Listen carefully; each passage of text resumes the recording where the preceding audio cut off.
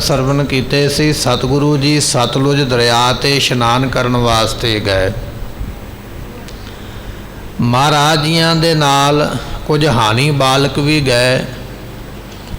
ਇਸ਼ਨਾਨ ਕਰਦਿਆਂ ਕਰਦਿਆਂ ਸਤਿਗੁਰਾਂ ਦੇ ਤਾਇਆ ਜੀ ਦੇ ਪੋਤਰੇ ਗੁਲਾਬ ਰਾਏ ਨੇ, ਨਾਮ ਹੈ ਗੁਲਾਬ ਰਾਏ, ਇਹ ਗੁਲਾਬ ਰਾਏ ਨਾਮ ਦੇ ਬੱਚੇ ਨੇ।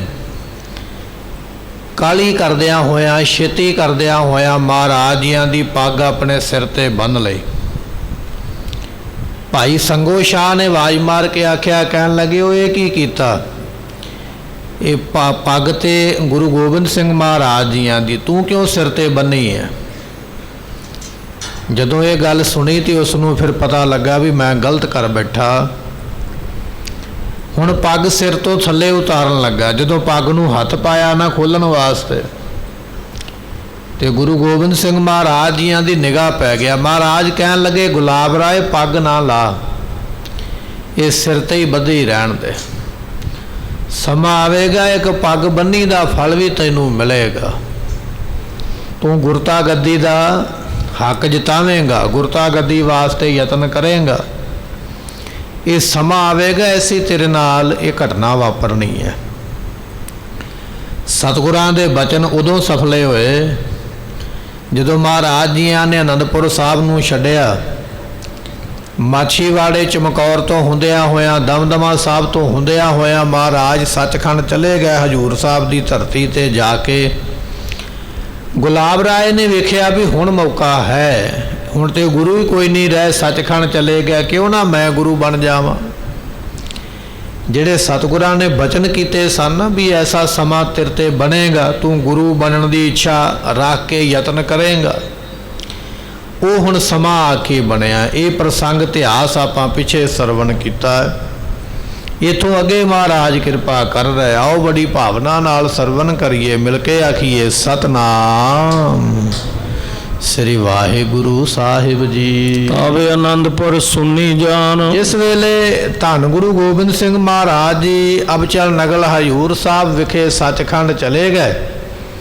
ਗੁਲਾਬ ਰਾਏ ਨੇ ਵੇਖਿਆ ਵੀ ਅਨੰਦਪੁਰ ਸਾਹਿਬ ਤੇ ਹੁਣ ਰਹਿ ਕੋਈ ਨਹੀਂ ਗਿਆ। 10ਵੇਂ ਗੁਰੂ ਤੇ ਸੱਚਖੰਡ ਚਲੇ ਗਏ, 11ਵਾਂ ਗੁਰੂ ਹਾਲੇ ਪ੍ਰਗਟ ਨਹੀਂ ਹੋਇਆ ਤੇ ਅਨੰਦਪੁਰ ਸਾਹਿਬ ਖਾਲੀ ਪਿਆ। ਇੱਥੇ ਬੜੀਆਂ ਰੌਣਕਾਂ ਸਨ, ਬੜੀ ਸੰਗਤ ਆਉਂਦੀ। ਅਨੰਦਪੁਰ ਸਾਹਿਬ ਨੂੰ ਖਾਲੀ ਵੇਖ ਕੇ, ਸੁੰਨੀ ਜਗ੍ਹਾ ਵੇਖ ਕੇ ਫਿਰ ਉਸ ਵੇਲੇ ਗੁਲਾਬ ਰਾਏ ਤਹ ਆਨ। ਇੱਥੇ ਗੁਲਾਬ ਰਾਏ ਆ ਗਿਆ, ਆ ਕੇ ਰੁਕ ਗਿਆ। ਦੁਨੀਆ ਵਿੱਚ ਸੰਗਤ ਵਿੱਚ ਰੌਲਾ ਪਾ ਦਿੱਤਾ, ਮੈਂ ਗੁਰੂ ਹਾਂ, ਹੁਣ ਅਨੰਦਪੁਰ ਸਾਹਿਬ ਦਾ ਮਾਲਕ ਮੈਂ ਹਾਂ। ਇਸ ਤਰ੍ਹਾਂ ਅਨੰਦਪੁਰ ਸਾਹਿਬ ਦੇ ਵਿੱਚ ਆ ਕੇ ਆਪਣਾ ਇਸ ਨੇ ਦਾਅਵਾ ਕੀਤਾ ਹੈ। ਹੋਲੀ ਦੀਪਮਾਲ ਕੋ ਮੇਲਾ। ਇੰਨੇ ਚਿਰ ਨੂੰ ਗੁਰਮੁਖੋ ਹੋਲੀ ਅਤੇ ਦੀਵਾਲੀ ਦੇ ਮੇਲੇ ਜਿਹੜੇ ਸਨ ਉਹ ਵੀ ਨੇੜੇ ਪੁੱਜ ਗਏ। ਗੁਲਾਬ ਰਾਏ ਦੇ ਮਨ ਵਿੱਚ ਵਿਚਾਰ ਇਹ ਹੈ ਕਿ ਹੁਣ ਬੇਅੰਤ ਸੰਗਤ ਆਵੇਗੀ, ਮੈਨੂੰ ਮੱਥਾ ਟੇਕੇਗੀ, ਬੇਅੰਤ ਮਾਇਆ ਦਾ ਮੈਂ ਮਾਲਕ ਬਣਾਂਗਾ। ਹੋਲੀ ਤੇ ਦੀਪਮਾਲਾ ਦੀਵਾਲੀ ਦਾ ਮੇਲਾ ਜਾਣ ਕੇ ਲੱਖ ਗੁਰਪੁਰ ਕੋ ਹੋਏ ਸੁਖੇਲਾ। ਇਸ ਨੇ ਵੇਖਿਆ ਵੀ ਹੁਣ ਇਹ ਸੰਗਤਾਂ ਇਕੱਠੀਆਂ ਹੋਣੀਆਂ, ਮੇਲਾ ਜਾਣ ਕੇ ਬਹੁਤੀਆਂ ਸੰਗਤਾਂ ਆਉਣਗੀਆਂ ਤੇ ਮੈਨੂੰ ਇਸ ਚੀਜ਼ ਦਾ ਲਾਭ ਲੈਣਾ ਚਾਹੀਦਾ ਹੈ। ਮੰਜੀ ਕੋ ਬੈਠੇ ਆਏ। ਕਹਿਣ ਲੱਗੇ ਗੁਰਮੁਖੋ ਗੱਦੀ ਲਾ ਕੇ ਬੈਠ ਗਿਆ। ਅਨੰਦਪੁਰ ਸਾਹਿਬ ਦੀ ਧਰਤੀ ਤੇ ਗੱਦੀ ਲਾ ਕੇ ਗੁਰੂ ਬਣ ਕੇ ਬੈਠਿਆ। 10ਵੇਂ ਪਾਤਸ਼ਾਹ ਤੋਂ ਬਾਅਦ ਵਿੱਚ ਬੜਿਆਂ ਨੇ ਯਤਨ ਕੀਤਾ, ਗੱਦੀ ਲਾ ਕੇ ਗੁਰੂ ਬਣਨ ਦਾ ਯਤਨ ਬੜਿਆਂ ਨੇ ਕੀਤਾ। ਗੁਲਾਬ ਰਾਏ ਨੇ ਵੀ ਕੀਤਾ, ਜਿਹਦਾ ਆਪਾਂ ਇਤਿਹਾਸ ਸੁਣਦੇ ਪਏ। ਗੱਦੀ ਲਾ ਕੇ ਬੰਦਾ ਬਹਾਦਰ ਵੀ ਚਾਹੁੰਦਾ ਹੈ ਕਿ ਗੁਰੂ ਬਣ ਕੇ ਮੇਰੀ ਪੂਜਾ ਹੋਵੇ। ਅਤੇ ਗੱਦੀ ਲਾ ਕੇ ਮਹਾਰਾਜ ਜੀਆਂ ਦਾ ਪਾਲਕ ਪੁੱਤਰ ਸੀ, ਨਾਮ ਸੀ ਅਜੀਤ ਸਿੰਘ, ਮਾਤਾ ਸੁੰਦਰ ਕੌਰ ਨੇ ਪਾਲਿਆ। ਉਹਨੇ ਵੀ ਯਤਨ ਕੀਤਾ ਵੀ ਮੈਂ ਗੁਰੂ ਬਣਾ। ਸਾਰੇ ਉਹਨੇ ਗੁਰੂਆਂ ਵਾਲੇ ਜਿਹੜੇ ਕਰਤੱਵ ਸਨ ਉਹ ਕੀਤੇ। ਐਸੇ ਕਈ ਹੋਏ ਨੇ 10ਵੇਂ ਪਾਤਸ਼ਾਹ ਤੋਂ ਬਾਅਦ ਵਿੱਚ ਜਿਨ੍ਹਾਂ ਨੇ ਯਤਨ ਕੀਤੇ ਵੀ ਅਸੀਂ ਗੁਰੂ ਬਣ ਕੇ ਆਪਣੀ ਪੂਜਾ ਕਰਵਾਈਏ। ਸੋ ਕਹਿਣ ਲੱਗੇ ਉਹਨਾਂ ਵਿੱਚੋਂ ਗੁਲਾਬ ਰਾਏ ਵੀ ਇੱਕ ਹੈ। ਇਹਨੇ ਵੇਖਿਆ ਵੀ ਹੁਣ ਕੋਈ ਨਹੀਂ, ਮੈਂ ਗੁਰੂ ਆ, ਮੇਰੀ ਪੂਜਾ ਕਰੋ। ਲਹਿ ਸੋ ਪੂਜਾ ਧਨ ਸਮੁਦਾਏ। ਸੰਗਤਾਂ ਦੇ ਕੋਲੋਂ ਮੱਥਾ ਟਕਵਾਉਂਦਾ ਹੈ ਗੁਲਾਬ ਰਾਏ। ਅਨੰਦਪੁਰ ਸਾਹਿਬ ਦੀ ਧਰਤੀ ਤੇ ਲੋਕਾਂ ਕੋਲੋਂ ਧਨ ਮਾਇਆ ਪਦਾਰਥ ਜੋ ਗੁਰੂ ਦੇ ਆਉਂਦੇ ਲੈਂਦਾ ਹੈ। ਕੇਤਕ ਬਰਕ ਰਹਿਓ ਤੈ ਜੀਵਤ। ਇਹ ਇੱਕ ਨਹੀਂ, ਕਈ ਸਾਲ ਗੁਰਮੁਖੋ ਇਹ ਗੁਰੂ ਬਣ ਕੇ ਦਾਅਵਾ ਕਰਦਾ ਰਿਹਾ। ਕਈ ਸਾਲ ਇਸ ਨੇ ਅਨੰਦਪੁਰ ਸਾਹਿਬ ਦੇ ਵਿੱਚ ਰਹਿ ਕੇ ਗੁਰੂ ਬਣ ਕੇ ਗੁਰਤਾ ਗੱਦੀ ਤੇ ਬੈਠ ਕੇ ਸੰਗਤਾਂ ਕੋਲੋਂ ਪੂਜਾ ਕਰਵਾਈ ਹੈ। ਸੰਗਤ ਮਹਿ ਗੁਰ ਆਪੇ ਥੀਵਤ। ਤੇ ਕਹਿਣ ਲੱਗੇ ਆਪਣੇ ਆਪ ਹੀ ਸੰਗਤ ਵਿੱਚ ਆਪਣੀ ਮਸ਼ਹੂਰੀ ਕਰਦਾ, ਚੇਲੇ ਰੱਖ ਲੈ ਨਾਲ ਸੇਵਕ। ਉਹ ਸੇਵਕ ਸੰਗਤ ਵਿੱਚ ਪ੍ਰਚਾਰ ਕਰਦੇ ਵੀ ਇਹ ਹੈ ਜੀ ਗੁਰੂ 11ਵਾਂ ਬਣਿਆ, ਗੁਲਾਬ ਰਾਏ ਹੈ ਜੀ ਗੁਰੂ 11ਵਾਂ। ਇਸ ਤਰ੍ਹਾਂ ਸੰਗਤ ਵਿੱਚ ਇਸਨੇ ਪ੍ਰਚਾਰ ਕੀਤਾ ਹੈ। ਇਹ ਬਚ ਕਰਿਓ ਸਫਲ ਤਬ ਭਇਓ। ਸਤਿਗੁਰੂ ਪਾਤਸ਼ਾਹ ਨੇ ਜਿਹੜਾ ਬਚਨ ਕੀਤਾ ਸੀ ਨਾ ਵੀ ਗੁਲਾਬ ਰਾਏ ਤੂੰ ਸਾਡੀ ਪੱਗ ਸਿਰ ਤੇ ਰੱਖੀ ਹੈ, ਸਮਾਂ ਆਵੇਗਾ ਤੂੰ ਗੁਰੂ ਬਣੇਗਾ ਜਾਂ ਗੁਰੂ ਬਣਨ ਦਾ ਯਤਨ ਕਰੇਗਾ, ਇਹਦਾ ਫਲ ਤੈਨੂੰ ਮਿਲੇਗਾ। ਇਹ ਕਹਿਣ ਲੱਗੇ ਬਚਨ ਉਸ ਵੇਲੇ 10ਵੇਂ ਪਾਤਸ਼ਾਹ ਮਹਾਰਾਜ ਦੇ ਸਫਲੇ ਹੋਏ ਹਨ। ਔਰ ਅਹੰਕਾਰ ਅਧਿਕ ਹੋਏ ਗਏ। ਤੇ ਜਦੋਂ ਇਹ ਬਹਿ ਗਿਆ ਨਾ ਗੱਦੀ ਤੇ, ਸੰਗਤਾਂ ਪੂਜਾ ਕਰਨ ਲੱਗ ਪਈਆਂ, ਮੱਥਾ ਟੇਕਣਾ ਸ਼ੁਰੂ ਹੋ ਗਿਆ। ਤੇ ਕਹਿਣ ਲੱਗੇ ਮਨ ਵਿੱਚ ਅਹੰਕਾਰ ਹੋ ਗਿਆ, ਮਾਨ ਹੋ ਗਿਆ ਵੀ ਮੈਂ ਤੇ ਵਾਕਿਆ ਹੀ ਸੱਚੀ ਮੁੱਚੀ ਦਾ ਹੀ ਗੁਰੂ ਬਣ ਗਿਆ। ਵੇਖੋ ਸੰਗਤਾਂ ਮੇਰੀ ਪੂਜਾ ਕਰਦੀਆਂ, ਮੱਥਾ ਟੇਕਦੀਆਂ। ਮਹਾਤਮਾ ਲੋਕ ਜਿਹੜੇ ਗੁਰਮੁਖ ਨੇ ਨਾ, ਪੂਰਨ ਸਾਧੂ, ਉਹ ਕਿਸੇ ਤੋਂ ਮੱਥਾ ਨਹੀਂ ਟਿਕਾਉਂਦੇ। ਕਹਿਣ ਲੱਗੇ ਮੱਥਾ ਟਿਕਾਈਏ ਨਾ ਆਪਣੇ ਪੈਰਾਂ ਚਰਨਾਂ ਤੇ ਜਿਵੇਂ ਕਿਸੇ ਰੁੱਖ ਨੂੰ ਪੁੱਟਣਾ ਹੋਵੇ ਨਾ, ਉਹਦੀਆਂ ਜੜ੍ਹਾਂ ਨੂੰ ਨੰਗਿਆ ਕਰੀਏ ਤੇ ਆਪਣੇ ਆਪ ਹੀ ਵੱਡੇ ਤੋਂ ਵੱਡਾ ਰੁੱਖ ਵੀ ਡਿੱਗ ਪੈਂਦਾ ਹੈ। ਕਹਿਣ ਲੱਗੇ ਜਿਹੜਾ ਆਪਣੇ ਆਪ ਨੂੰ ਮੱਥਾ ਟਿਕਾਉਣ ਲੱਗ ਪਿਆ, ਸਮਝ ਲਓ ਅੱਜ ਵੀ ਡਿੱਗਿਆ ਤੇ ਕੱਲ ਵੀ ਉਹ ਡਿੱਗਿਆ ਹੀ ਲਓ। ਇਸ ਕਰਕੇ ਮਹਾਤਮਾ ਗੁਰਮੁਖ ਨਾਮ ਰਸੀਏ ਮੱਥਾ ਟੇਕਣ ਤੋਂ ਵਰਜਿਤ ਕਰਦੇ। ਪਰ ਪਖੰਡੀ ਜਿਹੜੇ ਨੂੰ ਜਾਣ ਬੁੱਝ ਕੇ ਆਪਣੇ ਗੰਦੇ ਖਰੌੜੇ ਅੱਗੇ ਕਰਦੇ ਵੀ ਇੱਥੇ ਮੱਥਾ ਟੇਕੋ। ਪਰ ਕਹਿਣ ਲੱਗੇ ਗੁਲਾਬ ਰਾਏ ਦੀ ਵੀ ਗੁਰਮੁਖੋ ਐਸੀ ਹਾਲਤ ਹੋਈ, ਸੰਗਤਾਂ ਮੱਥਾ ਟੇਕਣ ਲੱਗ ਪਈਆਂ, ਮਾਇਆ ਆਉਣ ਲੱਗ ਪਈ, ਬਚਨ ਪੂਰੇ ਹੋਣ ਲੱਗ ਪਏ। ਕਹਿਣ ਲੱਗੇ ਮਨ ਵਿੱਚ ਅਹੰਕਾਰ ਆ ਗਿਆ ਹੈ। ਸਤਿਗੁਰ ਬੈਠਨ ਕੋ ਜਹ ਥਾਨ। ਜਿੱਥੇ ਗੁਰੂ ਤੇਗ ਬਹਾਦਰ ਪਾਤਸ਼ਾਹ ਬੈਠਦੇ ਸਨ, ਕੱਲ ਪਰਸੋਂ ਵੀ ਆਪਾਂ ਇਹ ਬਚਨ ਸਰਵਣ ਕੀਤਾ ਸੀ। ਜਦੋਂ 10ਵੇਂ ਪਾਤਸ਼ਾਹ ਮਾਤਾ ਜੀਤੋ ਜੀਆਂ ਨੂੰ ਵਿਆਹ ਕੇ ਲਿਆਏ ਤੇ ਮਾਤਾ ਗੁਜਰੀ ਜੀ ਮੱਥਾ ਟਿਕਾਉਣ ਵਾਸਤੇ ਉਸ ਜਗ੍ਹਾ ਤੇ ਲੈ ਕੇ ਗਏ ਜਿੱਥੇ ਗੁਰੂ ਤੇਗ ਬਹਾਦਰ ਬੈਠ ਕੇ ਸੰਗਤਾਂ ਨੂੰ ਦਰਸ਼ਨ ਦਿੰਦੇ। ਕਹਿਣ ਲੱਗੇ ਇਹ ਜਗ੍ਹਾ ਗੁਰੂ ਤੇਗ ਬਹਾਦਰ ਮਹਾਰਾਜ ਸਾਹਿਬ ਜੀਆਂ ਦੀ ਪਾਤਸ਼ਾਹ ਇੱਥੇ ਆ ਕੇ ਬੈਠਦੇ ਸਨ। ਪੂਜਾ ਹਿਤ ਬੈਠੈ ਤਹਿ ਆਨ। ਤੇ ਸਤਿਗੁਰੂ ਪਾਤਸ਼ਾਹ ਮਹਾਰਾਜ ਸਾਹਿਬ ਜੀ ਨੇ ਇੱਥੇ ਬੈਠ ਕੇ ਸੰਗਤਾਂ ਦੇ ਵਿੱਚ ਦਰਸ਼ਨ ਦੇਣੇ, ਬਚਨ ਬਿਲਾਸ ਕਰਨੇ। ਕਹਿਣ ਲੱਗੇ ਵੀ ਹੁਣ ਗੁਲਾਬ ਰਾਏ ਨੇ ਸੋਚਿਆ ਵੀ ਗੁਰੂ ਤੇ ਮੈਂ ਬਣ ਗਿਆ ਤੇ ਹੁਣ ਗੁਰੂ ਦੀ ਜਗ੍ਹਾ ਤੇ ਵੀ ਬੈਠਾ। ਅੱਗੇ ਤੋਂ ਅੱਗੇ ਅਹੰਕਾਰ ਵੱਧਦਾ ਜਾਂਦਾ ਨਾ, ਮਾਣ ਵੱਧਦਾ ਜਾਂਦਾ ਵੀ ਕਿਸੇ ਕੋਲੋਂ ਮੈਂ ਘੱਟ ਨਾ ਰਹਿ ਜਾਵਾਂ। ਇਹ ਉਸੇ ਜਗ੍ਹਾ ਤੇ ਬੈਠਣ ਲੱਗ ਪਿਆ ਜਿੱਥੇ ਧੰਨ ਗੁਰੂ ਤੇਗ ਬਹਾਦਰ ਪਾਤਸ਼ਾਹ ਬੈਠਦੇ ਹਨ। ਇੱਕ ਗੁਰਬਖਸ਼ ਸਾਧ ਤਹਿ ਤਿਆਗਾ। ਇਸ ਵੇਲੇ ਗੁਰਮੁਖੋ ਮਹਾਰਾਜ ਜੀਆਂ ਨੇ ਅਨੰਦਪੁਰ ਸਾਹਿਬ ਨੂੰ ਛੱਡਿਆ ਸੀ ਨਾ ਧੰਨ 10ਵੇਂ ਪਾਤਸ਼ਾਹ ਨੇ। ਉਸ ਵੇਲੇ ਗੁਰਬਖਸ਼ ਨਾਮ ਦਾ ਇੱਕ ਸਾਧ ਸੀ, ਸਾਧੂ ਸੀ ਤੇ ਨਾਮ ਸੀ ਉਹਦਾ ਗੁਰਬਖਸ਼। ਮਹਾਰਾਜ ਅਨੰਦਪੁਰ ਸਾਹਿਬ ਨੂੰ ਛੱਡਣ ਤੋਂ ਪਹਿਲਾਂ ਉਹਨੂੰ ਉੱਥੇ ਟਿਕਾ ਕੇ ਗਏ ਸਨ ਵੀ ਤੂੰ ਇੱਥੇ ਰਹਿਣਾ ਹੈ। ਸ੍ਰੀ ਗੁਰੂ ਤੇਗ ਬਹਾਦਰ ਜਾਗਾ। ਕੀ ਆਖਿਆ ਸੀ ਮਹਾਰਾਜ? ਕਹਿਣ ਲੱਗੇ ਐ ਗੁਰਬਖਸ਼ ਸਾਧ, ਜਿੱਥੇ ਸਾਡੇ ਪਿਤਾ ਧੰਨ ਗੁਰੂ ਤੇਗ ਬਹਾਦਰ ਪਾਤਸ਼ਾਹ ਬੈਠਦੇ ਸਨ, ਜਾਂ ਜਿਸ ਜਗ੍ਹਾ ਦੇ ਉੱਪਰ ਸਾਡੇ ਪਿਤਾ ਗੁਰੂ ਤੇਗ ਬਹਾਦਰ ਮਹਾਰਾਜ ਜੀਆਂ ਦੇ ਸੀਸ ਦਾ ਸੰਸਕਾਰ ਹੋਇਆ, ਤੂੰ ਇਸ ਜਗ੍ਹਾ ਦੇ ਉੱਪਰ ਖਿਆਲ ਰੱਖਣਾ, ਇਹਦੀ ਸੇਵਾ ਅਸੀਂ ਤੇਰੇ ਹਵਾਲੇ ਕੀਤੀ ਹੈ। ਧੂਪ ਦੀਪ ਨਿਤ ਕਰਤੇ ਰਹੀਏ। ਮਹਾਰਾਜ ਨੇ ਆਖਿਆ, ਕਹਿਣ ਲੱਗੇ ਇੱਥੇ ਧੂਪ ਵੀ ਤਖਾਉਣੀ ਹੈ, ਇੱਥੇ ਜੋਤ ਵੀ ਜਗਾਉਣੀ ਹੈ, ਇੱਥੇ ਸਫਾਈ ਵੀ ਤੂੰ ਕਰਨੀ ਹੈ। ਸਾਰੀ ਜ਼ਿੰਮੇਵਾਰੀ ਅਸੀਂ ਤੇ ਚੱਲੇ ਅਨੰਦਪੁਰ ਸਾਹਿਬ ਨੂੰ ਛੱਡ ਕੇ। ਤੇ ਮਹਾਰਾਜ ਇਹ ਵੀ ਜਾਣਦੇ ਵੀ ਹੁਣ ਅਸੀਂ ਦੁਬਾਰਾ ਇੱਥੇ ਆ ਕੇ ਨਹੀਂ ਚਰਨ ਪਾਵਾਂਗੇ। ਮਹਾਰਾਜ ਕਹਿਣ ਲੱਗੇ ਤੂੰ ਇੱਥੇ ਰਹਿਣਾ, ਤੇਰਾ ਕੋਈ ਵਾਲ ਨਹੀਂ ਵਿੰਗਾ ਕਰ ਪਾਏਗਾ। ਸਾਡੇ ਪਿਤਾ ਦੇ ਸਥਾਨ ਤੇ ਜੋਤ ਜਗਾਉਂਦਾ ਰਹੀਂ, ਸਫਾਈ ਕਰਦਾ ਰਹੀਂ, ਇੱਥੇ ਧੂਫਾਂ ਲੱਗਦੀਆਂ ਰਹਿਣ, ਮਹਿਕਾਂ ਖੁਸ਼ਬੂਆਂ ਆਉਂਦੀਆਂ ਰਹਿਣ, ਇਹ ਸਾਰੀ ਜਗ੍ਹਾ ਦਾ ਤੂੰ ਖਿਆਲ ਰੱਖਣਾ ਹੈ। ਆਨ ਥਾਨ ਜੈਬੋ ਨਾ ਚਾਹੀਏ। ਤੇ ਸਤਿਗੁਰੂ ਪਾਤਸ਼ਾਹ ਕਹਿਣ ਲੱਗੇ ਜਿੰਨਾ ਤੇਰੀ ਜ਼ਿੰਦਗੀ ਹੈ ਨਾ, ਇੱਥੋਂ ਜਾਈ ਨਾ, ਮਨ ਵਿੱਚ ਇਹ ਫੁਰਨਾ ਵੀ ਨਾ ਤੇਰੇ ਆ ਜਾਵੇ ਕਿ ਮੈਂ ਇੱਥੇ ਇਕੱਲਾ ਕੀ ਕਰਾਂ, ਅਨੰਦਪੁਰ ਸਾਹਿਬ ਤੇ ਰਹਿ ਹੀ ਕੋਈ ਨਹੀਂ ਗਿਆ, ਮੈਂ ਚਲੇ ਜਾਵਾਂ। ਨਹੀਂ, ਤੂੰ ਨਹੀਂ ਜਾਣਾ। ਜਿੰਨੀ ਚਿਰ ਤੇਰੀ ਪ੍ਰਮਾਤਮਾ ਨੇ ਜ਼ਿੰਦਗੀ ਲਿਖੀ ਹੈ, ਤੂੰ ਇਸੇ ਜਗ੍ਹਾ ਦੇ ਉੱਪਰ ਰਹਿਣਾ ਹੈ। ਰਹਿਤ ਹੋ ਤੋ ਸੋ ਤਿਸ ਹੀ ਥਾਨ। ਤੇ ਕਹਿਣ ਲੱਗੇ ਇਹ ਗੁਰਬਖਸ਼ ਸਾਧ ਨੇ ਨਾ ਬਚਨ ਮੰਨਿਆ ਮਹਾਰਾਜ ਜੀਆਂ ਦਾ। ਕਹਿਣ ਲੱਗਾ ਸਤ ਬਚਨ ਮਹਾਰਾਜ ਆਪ ਜੀ ਆਖਦੇ ਤੇ ਮੈਂ ਕਿਉਂ ਇੱਥੋਂ ਜਾਵਾਂ। ਇਹ ਰਹਿਣ ਲੱਗ ਪਿਆ, ਨਵੇਂ ਪਾਤਸ਼ਾਹ ਦੇ ਸਥਾਨ ਦੀ ਸੇਵਾ ਕਰਦਾ ਹੈ, ਧੂਪ ਦੀਵਾ ਉੱਥੇ ਜਗਾਉਂਦਾ ਹੈ, ਸਫਾਈ ਰੱਖਦਾ। ਧੰਨ 10ਵੇਂ ਪਾਤਸ਼ਾਹ ਸਰੀਰ ਛੱਡ ਕੇ ਸੱਚਖੰਡ ਚਲੇ ਗਏ, ਪਰ ਇਹ ਗੁਰਬਖਸ਼ ਸਾਧੂ ਉੱਥੇ ਹੀ ਰਹਿੰਦਾ, ਉੱਥੇ ਰਹਿ ਕੇ ਸਾਰੀ ਸੇਵਾ ਕਰਦਾ ਹੈ। ਪਿੱਖਿਓ ਗੁਲਾਬ ਰਾਏ ਕੋ ਮਾਨ। ਉਸ ਵੇਲੇ ਇਹ ਸਾਧੂ ਹੈ, ਬੰਦਗੀ ਕਰਨ ਵਾਲਾ। ਇਹਨੇ ਉੱਥੇ ਰਹਿੰਦਿਆਂ ਇਹ ਗੱਲ ਵੇਖ ਲਈ ਵੀ ਇਹ ਜਿਹੜਾ ਗੁਲਾਬ ਰਾਏ ਆਪਣੇ ਆਪ ਨੂੰ ਗੁਰੂ ਬਣਾ ਕੇ ਬੈਠਾ ਹੈ, ਇਹਦੇ ਮਨ ਵਿੱਚ ਮਾਣ ਆ ਗਿਆ, ਹੰਕਾਰ ਆ ਗਿਆ। ਹੰਕਾਰ ਤੇ ਚਲੋ ਪਹਿਲਾਂ ਵੀ ਸੀ, ਪਰ ਹੁਣ ਗੁਰੂ ਬਣਨ ਕਰਕੇ ਹੰਕਾਰ ਹੋਰ ਵੱਧ ਗਿਆ। ਇਹ ਗੁਰਬਖਸ਼ ਨਾਮ ਦੇ ਸਾਧੂ ਨੇ ਵੇਖਿਆ ਵੀ ਇਹ ਜਿਹੜਾ ਗੁਲਾਬ ਰਾਏ ਦੇ ਮਨ ਵਿੱਚ ਬਹੁਤ ਜ਼ਿਆਦਾ ਮਾਣ ਹੈ। ਜਬ ਗੁਰ ਥਲ ਪਰ ਬੈਠਿਓ ਜਾਏ, ਜਦੋਂ ਇਸ ਗੁਲਾਬ ਰਾਏ ਨੇ ਸਾਰੀਆਂ ਹੱਦਾਂ ਪਾਰ ਕੀਤੀਆਂ ਤੇ ਵੱਡੀ ਹੱਦ ਕਿਹੜੀ ਸੀ? ਧੰਨ ਨਾਵੇਂ ਪਾਤਸ਼ਾਹ ਦੀ ਜਗ੍ਹਾ ਤੇ ਬੈਠਣਾ। ਗੁਰੂ ਗੋਬਿੰਦ ਸਿੰਘ ਮਹਾਰਾਜ ਕਹਿੰਦੇ ਸਾਡੇ ਪਿਤਾ ਦੀ ਜਗ੍ਹਾ ਤੇ ਇੱਥੇ ਜੋਤ ਜਗਾਇਆ ਕਰ, ਇੱਥੇ ਸਫਾਈ ਰੱਖੀ, ਸੇਵਾ ਰੱਖੀ, ਨਮਸਕਾਰ ਕਰਿਆ ਕਰੀ, ਸਾਡੇ ਪਿਤਾ ਦੇ ਬੈਠਣ ਦੀ ਇਹ ਜਗ੍ਹਾ ਹੈ। ਹੁਣ ਉਹ ਤੇ ਵਿਚਾਰਾ ਉੱਥੇ ਜੋਤ ਜਗਾਉਂਦਾ, ਸਫਾਈ ਕਰਦਾ, ਥਾਂ ਦੀ ਪੂਜਾ ਮੰਨਤਾ ਹੁੰਦੀ ਹੈ। ਤੇ ਕਹਿਣ ਲੱਗੇ, ਗੁਲਾਬ ਰਾਏ ਕਹਿਣ ਲੱਗਾ ਪਰੇ ਹੋ ਜਾ, ਇੱਥੇ ਕੁਝ ਨਹੀਂ ਜਗਾਇਆ ਜਾਵੇਗਾ, ਇੱਥੇ ਮੈਂ ਬੈਠਣਾ, ਮੇਰੀ ਗੱਦੀ ਇੱਥੇ ਲੱਗੇਗੀ। ਹੰਕਾਰ ਆ ਗਿਆ ਨਾ, ਜਦੋਂ ਹੰਕਾਰ ਆ ਜਾਂਦਾ ਬੰਦਾ ਭੁੱਲ ਜਾਂਦਾ ਹੈ, ਗੁਰੂ ਪਰਮੇਸ਼ਰ ਨੂੰ, ਬਰਕਤਾਂ ਨੂੰ ਭੁੱਲ ਜਾਂਦਾ ਹੈ। ਕਹਿਣ ਲੱਗੇ ਗੁਲਾਬ ਰਾਏ ਨੇ ਸਾਧੂ ਗੁਰਬਖਸ਼ ਨੂੰ ਆਖਿਆ ਵੀ ਥਾਂ ਵਿਹਲੀ ਕਰ ਦੇ, ਪਰੇ ਹੋ ਜਾ। ਇਹ ਉੱਥੇ ਗੱਦੀ ਲਾ ਕੇ ਬੈਠਣ ਲੱਗ ਪਿਆ ਹੈ। ਤਬ ਗੁਰਬਖਸ਼ ਸਾਧ ਤਹਿ ਆਏ। ਜਦੋਂ ਇਸ ਗੱਲ ਦਾ ਪਤਾ ਲੱਗਾ ਨਾ ਗੁਰਬਖਸ਼ ਸਾਧੂ ਨੂੰ ਵੀ ਜਿਹੜੀ ਜਗ੍ਹਾ ਦੀ ਮੈਂ ਸੇਵਾ ਕਰਦਾ, ਜਿਹੜੀ ਸੇਵਾ ਮਹਾਰਾਜ ਮੈਨੂੰ ਦੇ ਕੇ ਗਏ ਸਨ, ਉੱਥੇ ਇਹ ਗੁਲਾਬ ਰਾਏ ਨੇ ਗੱਦੀ ਲਾ ਲਈ ਹੈ, ਜਦੋਂ ਉਹਨੂੰ ਪਤਾ ਲੱਗਾ ਵੀ ਇਹ ਤੇ ਕੰਮ ਗਲਤ ਹੋਇਆ, ਤੇ ਫਿਰ ਉਸ ਵੇਲੇ ਉੱਥੇ ਆ ਕੇ ਪਹੁੰਚਾ ਹੈ। ਮ੍ਰਿਦ ਬਾਕਨ ਤੇ ਕਹਿ ਸਮਝਾਇਓ। ਇਸਨੇ ਬੜੇ ਬੜੇ ਮਿੱਠੇ ਬਚਨ ਕਹਿ ਕੇ ਨਾ ਨਿਮਰਤਾ ਦੇ ਨਾਲ ਹੱਥ ਜੋੜ ਕੇ ਆਖਿਆ, ਕਹਿਣ ਲੱਗੇ ਜੀ ਮੈਂ ਗੁਰੂ ਘਰ ਦਾ ਸੇਵਕ ਹਾਂ, ਤੁਸੀਂ ਗੁਰੂ ਕੁਲ ਵਿੱਚੋਂ, ਮੈਨੂੰ ਨਹੀਂ ਪਤਾ ਵੀ ਤੁਸੀਂ ਗੁਰੂ ਬਣੇ ਹੋ ਕਿ ਨਹੀਂ ਬਣੇ, ਗੁਰਤਾ ਗੱਦੀ ਤੁਹਾਡੇ ਕੋਲ ਹੈ ਕਿ ਨਹੀਂ, ਮੈਨੂੰ ਕੋਈ ਲੈਣਾ ਦੇਣਾ ਨਹੀਂ। ਤੁਹਾਨੂੰ ਦੁਨੀਆ ਮੱਥਾ ਟੇਕਦੀ ਹੈ, ਟੇਕੀ ਜਾਵੇ, ਮਾਇਆ ਆਉਂਦੀ ਹੈ ਜਿੰਨੀ ਮਰਜ਼ੀ ਛਕੀ ਛਕਾਈ ਜਾਓ, ਮੈਨੂੰ ਉਹਦੇ ਨਾਲ ਕੋਈ ਲੈਣਾ ਦੇਣਾ ਨਹੀਂ। ਪਰ ਮੇਰੀ ਇੱਕ ਬੇਨਤੀ ਇਹ ਹੈ ਵੀ ਨਾਵੇਂ ਪਾਤਸ਼ਾਹ ਦੇ ਜਗ੍ਹਾ ਤੇ ਤੁਸੀਂ ਗੱਦੀ ਲਾ ਕੇ ਨਾ ਬੈਠੋ, ਇਹ ਸੇਵਾ ਮਹਾਰਾਜ ਮੈਨੂੰ ਦੇ ਕੇ ਗਏ, ਮੈਂ ਇਸ ਥਾਂ ਦੀ ਪੂਜਾ ਕਰਦਾ, ਮੈਂ ਨਹੀਂ ਚਾਹੁੰਦਾ ਵੀ ਮੇਰੀਆਂ ਅੱਖਾਂ ਦੇ ਸਾਹਮਣੇ ਕੋਈ ਇੱਥੇ ਆ ਕੇ ਬੈਠੇ।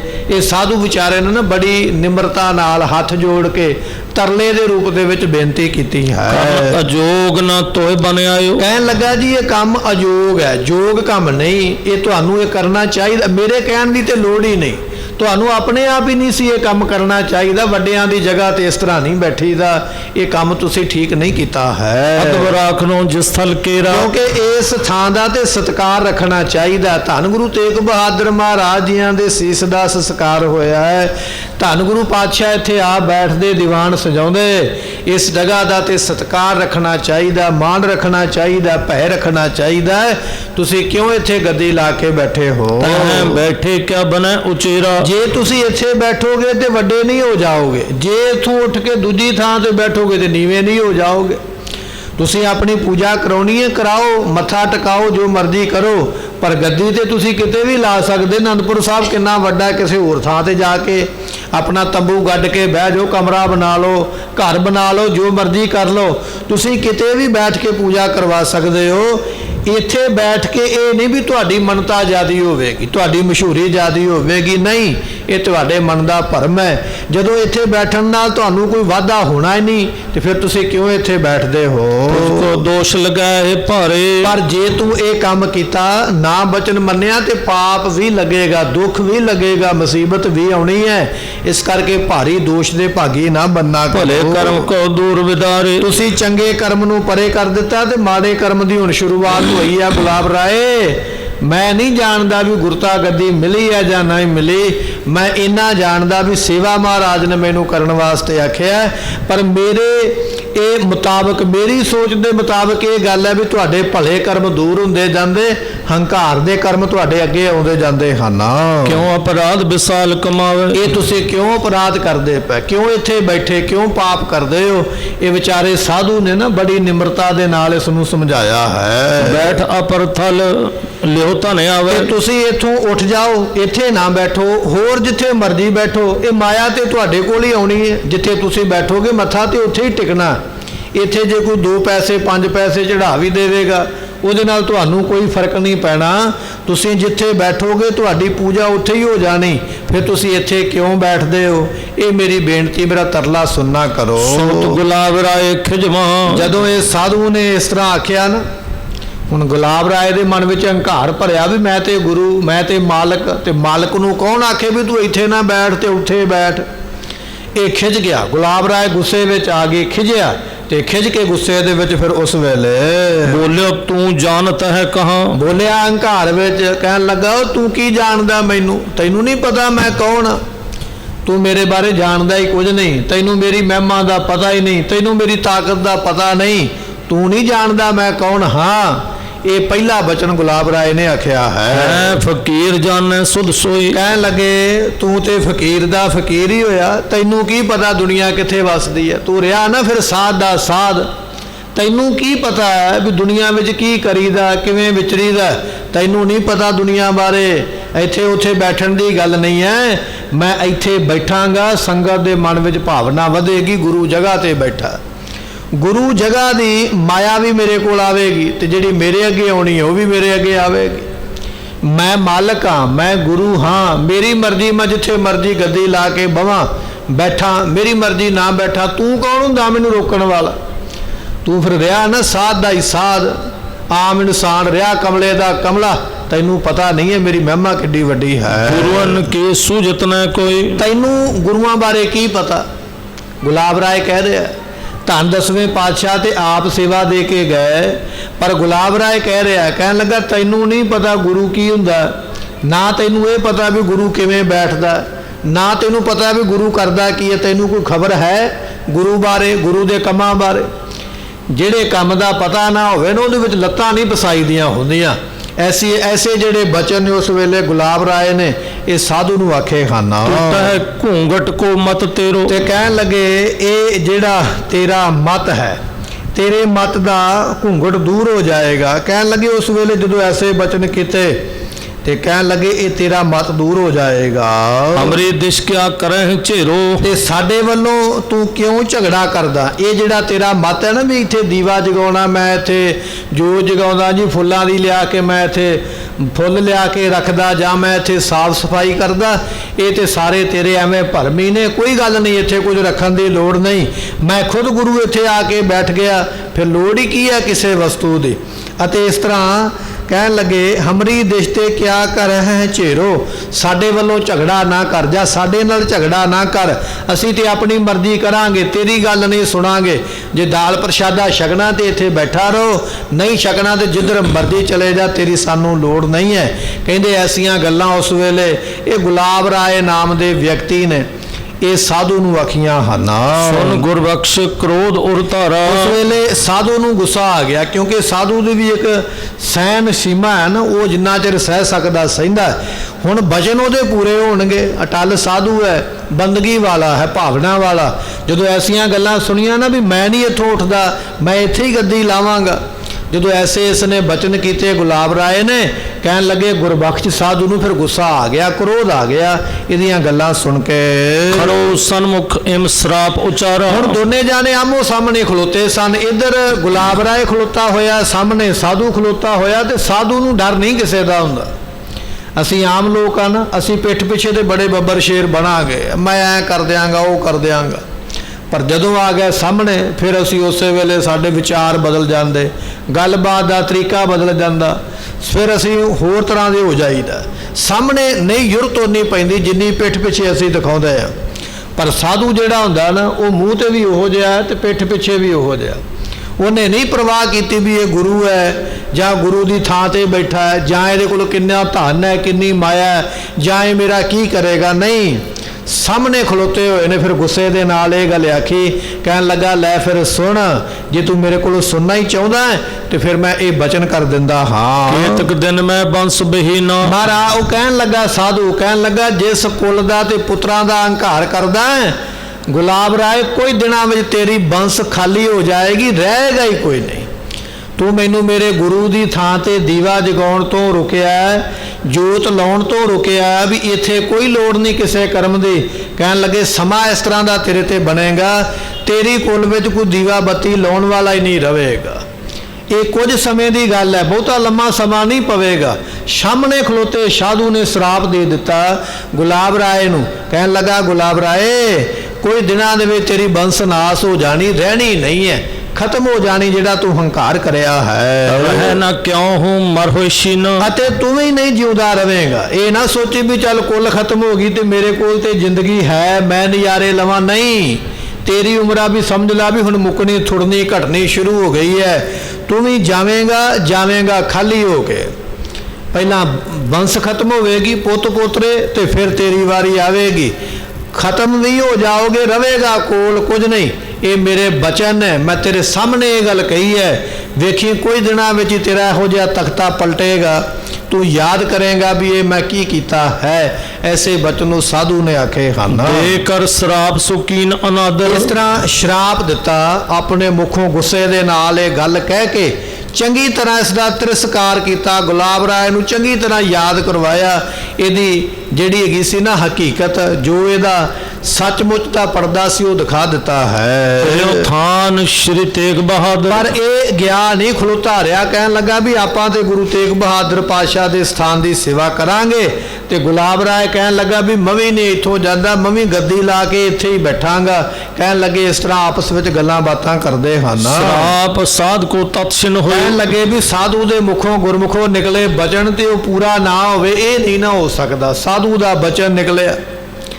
ਮਹਾਰਾਜ ਕਹਿਣ ਲੱਗੇ ਪ੍ਰਭ ਜੀ ਬਸੈ ਸਾਧ ਕੀ ਰਸਨਾ। ਪਰਮੇਸ਼ਰ ਵਸਦਾ ਸਾਧੂ ਦੀ ਜ਼ੁਬਾਨ ਤੇ ਜਿੱਥੇ ਪਰਮੇਸ਼ਰ ਵਸਦਾ ਪਿਆ ਫਿਰ ਉੱਥੋਂ ਬਚਨ ਨਿਕਲੇਗਾ। ਮਹਾਰਾਜ ਕਹਿਣ ਲੱਗੇ ਕਰਮਖੰਡ ਕੀ ਬਾਣੀ ਜੋਰ, ਤਿੱਥੈ ਹੋਰ ਨਾ ਕੋਈ ਹੋਰ। ਇਹ ਬਚਨ ਹੈ ਜਿਹੜੇ ਕਰਮਖੰਡੀਏ, ਇਹ ਗੁਰਮੁਖੋਂ ਇੱਕ ਅਵਸਥਾ ਬਣ ਜਾਂਦੀ ਬੰਦਗੀ ਕਰਦਿਆਂ ਕਰਦਿਆਂ। ਜਦੋਂ ਮਨੁੱਖ ਉਸ ਅਵਸਥਾ ਵਿੱਚ ਪਹੁੰਚ ਜਾਂਦਾ ਨਾ, ਕਰਮਖੰਡੀਆ ਬਣ ਜਾਂਦਾ, ਫਿਰ ਉਹਦੇ ਸ਼ਬਦਾਂ ਵਿੱਚ, ਉਹਦੀ ਜ਼ੁਬਾਨ ਵਿੱਚ ਇੰਨੀ ਤਾਕਤ ਆ ਜਾਂਦੀ ਹੈ ਵੀ ਜਿਹੜਾ ਬਚਨ ਮੂੰਹੋਂ ਨਿਕਲਿਆ ਉਹਨੂੰ ਮੋੜ ਨਹੀਂ ਸਕਦਾ, ਕੋਈ ਨਹੀਂ ਟਾਲ ਸਕਦਾ। ਉਹਦਾ ਬਚਨ ਫਿਰ ਪੂਰਾ ਹੁੰਦਾ। ਜਿਵੇਂ ਆਪਾਂ ਪਿੱਛੇ ਇਤਿਹਾਸ ਵਿੱਚ ਪੜ੍ਹਿਆ ਨਾ, ਬਾਬਾ ਲਖੀਆ ਜੀ ਨੇ ਆਖਿਆ ਸੀ ਬੁੱਧੂ ਸ਼ਾਹ ਤੇਰਾ ਆਵਾ ਕੱਚਾ ਰਵੇਗਾ, ਇਹ ਪੱਕਾ ਨਹੀਂ ਹੋਣਾ।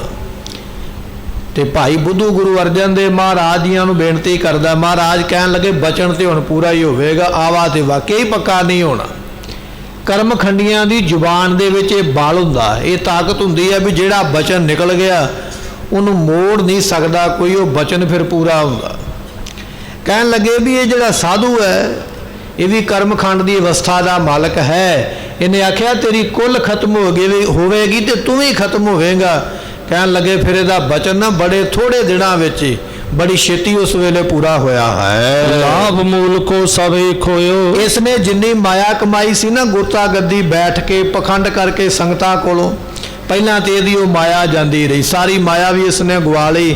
ਕੋਈ ਬਿਪਤਾ ਹੀ ਇਹੋ ਜਿਹੀਆਂ ਆ ਕੇ ਬਣੀਆਂ ਹਨ। ਉਹ ਬਿਨਾਸਰੇ ਉਹਨੇ ਸੋਈ। ਤੇ ਇਹਦੇ ਪੁੱਤਰ ਪੋਤਰੇ ਵੀ ਫਿਰ ਕਹਿਣ ਲੱਗੇ ਬਿਮਾਰ ਹੋ ਕੇ, ਤੇ ਥੋੜੇ ਦਿਨਾਂ ਵਿੱਚ ਹੀ ਉਹ ਵੀ ਮੌਤ ਨੂੰ ਪ੍ਰਾਪਤ ਹੋ ਗਿਆ। ਪੁੱਤ ਪੋਤਰੇ ਵੀ ਖਤਮ ਹੋ ਗਏ। ਤੇ ਕਹਿਣ ਲੱਗੇ ਥੋੜੇ ਚਿਰ ਬਾਅਦ ਆਪ ਵੀ ਕਹਿਣ ਲੱਗੇ ਇਹ ਫਿਰ ਸਰੀਰ ਛੱਡ ਕੇ ਦੁਨੀਆ ਤੋਂ ਗਿਆ ਹੈ। ਗੁਰੂ ਬਾਕ ਸਫਲਿਓ ਇਮ ਹੋਈ। ਕਹਿੰਦੇ ਵੀ ਇਸ ਤਰ੍ਹਾਂ ਭਾਈ ਗੁਰੂ ਦੇ ਬਚਨ ਸਨ। ਜਦੋਂ ਗੁਲਾਬ ਰਾਏ ਨੇ ਪੱਗ ਬੱਧੀ ਤੇ ਉਹ ਬਚਨ ਫਿਰ ਇਸ ਤਰ੍ਹਾਂ ਸਫਲੇ ਹੋਏ। ਸੋ ਗੁਰਮੁਖੋ ਇੱਥੇ ਬਚਨ ਇੱਕ ਸਮਝਣ ਵਾਲਾ ਵੀ ਹੈ। ਕਈ ਵਾਰੀ ਅਸੀਂ ਗਲਤੀ ਕਰਦੇ ਨਾ, ਗਲਤੀ ਕਰਕੇ ਆਖਦੇ ਮੈਂ ਤੇ ਅਣਜਾਣੇ ਵਿੱਚ ਹੀ ਕਰ ਲਈ ਹੈ, ਮੈਨੂੰ ਤੇ ਪਤਾ ਨਹੀਂ ਸੀ। ਜੇ ਪਤਾ ਹੁੰਦਾ ਤੇ ਫਿਰ ਮੈਂ ਅਣਜਾਣੇ ਵਿੱਚ ਗਲਤੀ ਕੀਤੀ ਹੈ। ਪਰ ਇਹ ਸਾਖੀ ਸਾਨੂੰ ਇਹ ਵੀ ਗੱਲ ਦੱਸਦੀ ਹੈ ਵੀ ਅਣਜਾਣੇ ਵਿੱਚ ਵੀ ਗਲਤੀ ਨਹੀਂ ਹੋਣੀ ਚਾਹੀਦੀ। ਹੁਣ ਗੁਲਾਬ ਰਾਏ ਮੰਨਿਆ ਸੀ ਮਹਾਰਾਜ ਦੇ ਕੋਲ, ਔਰ ਇਤਿਹਾਸ ਦੇ ਵਿੱਚ ਇਹ ਬਚਨ ਆਇਆ ਵੀ ਉਹਨੇ ਭੱਜੇ ਜਾਂਦੇ ਨੇ ਪੱਗ ਚੁੱਕੀ ਹੈ, ਤੇ ਜਿਹੜੀ ਪੱਗ ਨੂੰ ਹੱਥ ਵੱਜਿਆ ਉਹ ਪੱਗ ਉਹਨੇ ਫੜ ਲਈ, ਜਾਣ ਬੁੱਝ ਕੇ ਨਹੀਂ ਬੱਧੀ। ਜਿਹੜੀ ਹੱਥ ਵਿੱਚ ਆਈ ਉਹ ਫੜ ਕੇ ਨਾਲੇ ਭੱਜਾ ਜਾਂਦਾ ਨਾਲੇ ਸਿਰ ਤੇ ਬੰਨ੍ਹਦਾ ਜਾਂਦਾ। ਤੇ ਭੱਜੇ ਜਾਂਦੇ ਵੱਲ ਵੇਖਿਆ, ਸੰਗੋ ਸ਼ਾਹ ਨੇ ਆਖਿਆ ਇਹ ਗੁਰੂ ਦੀ ਪੱਗ ਸਿਰ ਤੇ ਬੰਨੀ ਹੈ। ਕਿਉਂ ਬੰਨੀ ਹੈ? ਜਦੋਂ ਉਹਨੂੰ ਪਤਾ ਲੱਗਾ ਨਾ, ਉਹ ਭੱਜਾ ਜਾਂਦਾ ਵਾਪਸ ਮੁੜਿਆ ਆ। ਫਿਰ ਆਪਣੀ ਪੱਗ ਚੁਣੀ, ਉਹਨਾਂ ਪੱਗਾਂ ਵਿੱਚੋਂ ਲੱਭ ਕੇ ਆਪਣੀ ਪੱਗ ਉਹਨੇ ਕੱਢੀ ਕੱਪੜਿਆਂ ਵਿੱਚੋਂ, ਤੇ ਜਦੋਂ ਪੱਗ ਸਿਰ ਤੋਂ ਉਤਾਰ ਕੇ ਲਾ ਕੇ ਰੱਖਣ ਲੱਗਾ ਤੇ 10ਵੇਂ ਪਾਤਸ਼ਾਹ ਮਹਾਰਾਜ ਦੀ ਨਿਗਾਹ ਪੈ ਗਿਆ। ਮਹਾਰਾਜ ਕਹਿਣ ਲੱਗੇ ਗੁਲਾਬ ਰਾਏ ਪੱਗ ਨਾ ਲਾਈ, ਹੁਣ ਬੱਧੀ ਰਹਿਣ ਦੇ, ਪਰ ਤੂੰ ਇਹ ਕਰਮ ਕੀਤਾ ਹੈ ਇਹਦਾ ਫਲ ਵੀ ਤੈਨੂੰ ਮਿਲੇਗਾ। ਜੇ ਤੂੰ ਪੱਗ ਬੱਧੀ ਹੈ, ਗੁਰੂ ਬਣ ਕੇ ਪੂਜਾ ਵੀ ਕਰਵਾਵੇਂਗਾ ਤੇ ਪੂਜਾ ਤੋਂ ਮਗਰੋਂ ਫਿਰ ਤੈਨੂੰ ਫਲ ਵੀ ਮਿਲੇਗਾ। ਕਿਉਂਕਿ ਸਾਡੀ ਪੱਗ ਬੱਧੀ ਹੈ, ਉਹਦੀ ਬਖਸ਼ਿਸ਼ ਵੀ ਤੈਨੂੰ ਮਿਲਣੀ ਹੈ, ਤੇਰਾ ਮਾਣ ਸਨਮਾਨ ਵੀ ਹੋਵੇਗਾ, ਪੂਜਿਆ ਵੀ ਜਾਏਗਾ। ਪਰ ਤੂੰ ਗਲਤੀ ਵੀ ਕੀਤੀ ਹੈ, ਉਹਦਾ ਫਲ ਵੀ ਤੈਨੂੰ ਨਾਲ ਮਿਲੇਗਾ। ਇਹ ਫਲ ਵੀ ਭੋਗਣਾ ਪੈਣਾ ਹੈ। ਇਹ ਬਚਨ ਉਸ ਵੇਲੇ ਮਹਾਰਾਜ ਜੀਆਂ ਨੇ ਆਖੇ। ਇਹ ਇਤਿਹਾਸ ਦਾ ਇਹ ਬਚਨ ਸਾਨੂੰ ਇਸ ਗੱਲ ਦੇ ਉੱਪਰ ਰੋਸ਼ਨੀ ਪਾਉਂਦਾ ਹੈ, ਗਿਆਨ ਦਿੰਦਾ ਗੁਰਮੁਖਾ ਗਲਤੀ ਦੇ ਵਿੱਚ ਵੀ ਗਲਤੀ ਨਾ ਕਿਤੇ ਕਰੀ। ਮੁੜ ਕੇ ਨਾ ਆਖੀ ਵੀ ਅਣਜਾਣੇ ਵਿੱਚ ਹੋ ਗਈ ਹੈ, ਮੈਂ ਅਣਜਾਣੇ ਵਿੱਚ ਕਰ ਬੈਠਾ। ਅਣਜਾਣੇ ਵਿੱਚ ਕੀਤੀ ਗਲਤੀ ਦੀ ਵੀ ਸਜ਼ਾ ਤੈਨੂੰ ਮਿਲਣੀ ਹੈ।